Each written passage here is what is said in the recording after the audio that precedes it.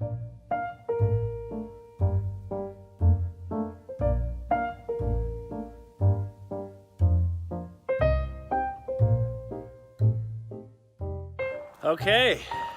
we are at Big Brushy Recreation Site, and I've got a partner with me this time. Mr. Kevin Burr is gonna come and keep me company. We're starting at Big Brushy, mile 94.5, and I think we're hiking to Highway 7, which is 127, I believe.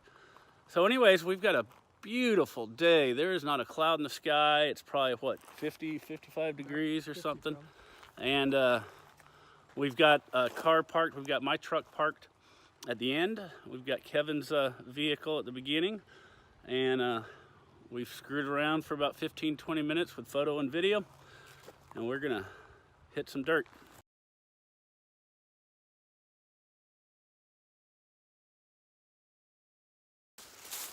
So what'd you say, Kevin? We're about 2 miles into the trail. We've had it pretty easy today. We've had one decent little climb, and I think we've got another climb coming up. Probably, I bet this is the very beginning of it right here, as a matter of fact. I'm taking some video of your pee right now. That's gonna be on video tomorrow.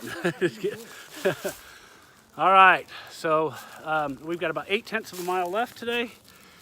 And I don't have any idea what time it is, but we've been hiking a good pace. It's been still beautiful out here, and I have hit my little milestone here.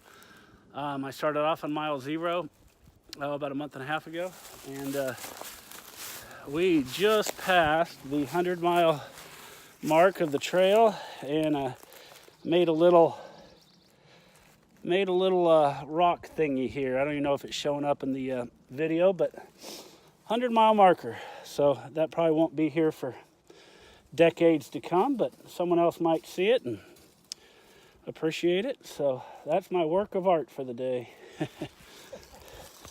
All right, it is lunch time. We are at some shelter, don't remember the name. Guess we'll find out right here. This is Fiddler Creek Shelter. Probably about mile 102-ish. Right smack dab on the trail. Turn this around. Boy, this is just built right on top of this steep incline. I think the trail goes down there.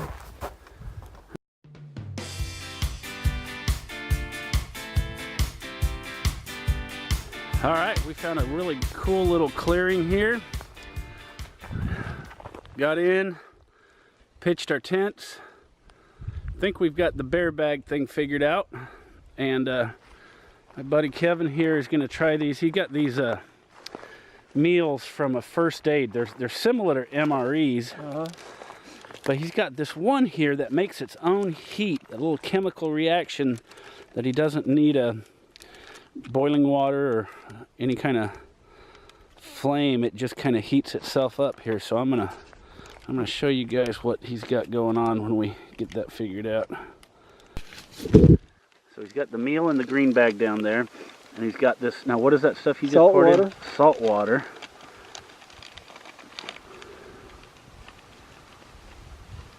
And it says that it's got to slide it into this carton right here, and then wait 12 minutes. It is getting a little warm. So I wonder if it's like something like those hot hands kind of reaction. Maybe it's getting warm. Huh. All right, we're gonna check back in 12 minutes. 12 minutes and see if he's got a home cooked meal. Now what's in there again? Chicken tetrazzini. Chicken tetrazzini. He's eating like a champ tonight. First aid style. All right, so it's been about 12 minutes, but after literally what, 3 or 4 minutes, steam was coming out of this, and it was boiling. Let me focus on that better there. Man, that looks pretty darn good. Does it feel like the noodles are soft? Yeah, but look at that heat coming. Yeah, I mean, this thing, it was smoking and boiling probably within 4 minutes. And I think the rest of that time was just to completely soften the noodles. But the water, I bet, was boiling within 4 or 5 minutes. All right, his first test. He says they're a little bit heavy, but man, no water, no heat. No, pretty good. No, nothing. And obviously that makes sense because, you know, Red Cross, they go into these places where they don't have electricity or water or heat or anything. So I wonder how much it costs those to make those things. I think they said that these were less than 60 or 80 cents. Really? Wow. Yeah. I'm wondering why they're not available for like a consumer use, or maybe they are.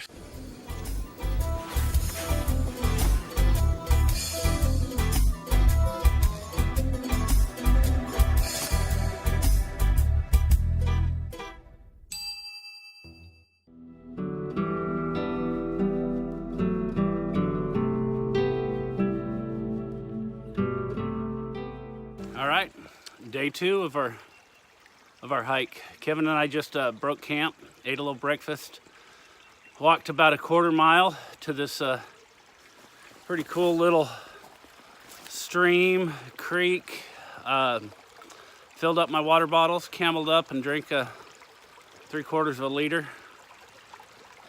It is just absolutely perfect out here. It's not hot, it's not cold, not windy.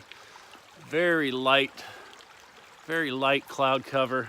I think the plan today is to hike about 11 miles, which will take us to a shelter. And we'll camp out there and have a nice easy day on Saturday and call it a 3-day hike. So just one of the best trips I've had so far, weather-wise and company-wise, and had a hard time getting to sleep last night. I was listening to these podcasts till about midnight. Just couldn't doze off. Have to bring my little whiskey bottle next time and drink a couple slugs of that. That puts me right to sleep. But I slept really good from about 12 to 6, so I feel great.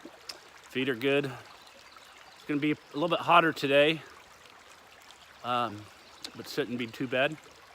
All right, we'll see you guys down the trail. Okay. We've met up with Glenn. Glenn is hiking half the trail. He started at Talamina State Park, and we're gonna hike a couple more miles to the next shelter, and probably call that a day. But I don't know. What time is it? Like 3 o'clock?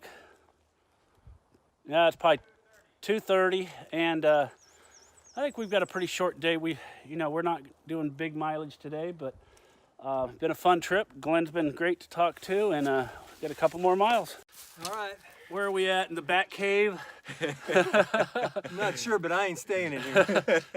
We've got Glenn and Kevin, and I think there's 3 dead bodies back in that cave that we're gonna take out of here. But anyways, cool little structure. How far does that go back there? 4, 5, 6, 7, 8 feet? About, yeah, Yeah. about 8 feet. Anyway, Enough for one person in there. we're having fun, and as soon as we get these dead bodies out of here, we'll show them to you.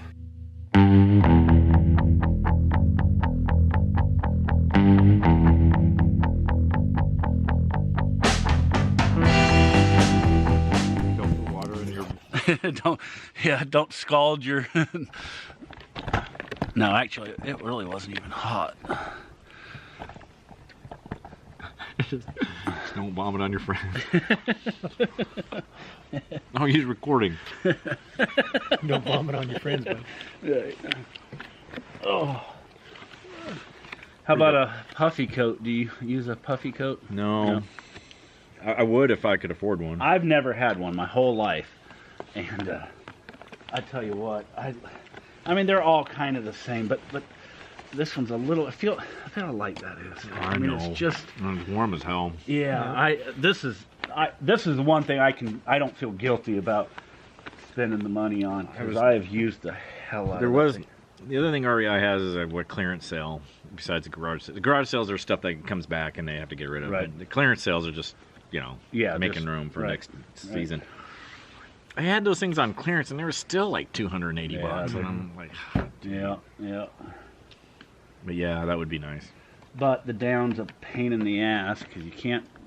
You can wash it, but it's a whole process to wash anything. Teresa washed our coats because I bled all over mine. Uh-huh. And at skiing last weekend, so she tossed them in the washing machine, and I said, and she had already done it. Was it a front or a top? No, it was a top. Not, yeah, top. They're kind of rough on the top loaders. And I didn't know it, and I said, oh no, we're supposed to hand wash those.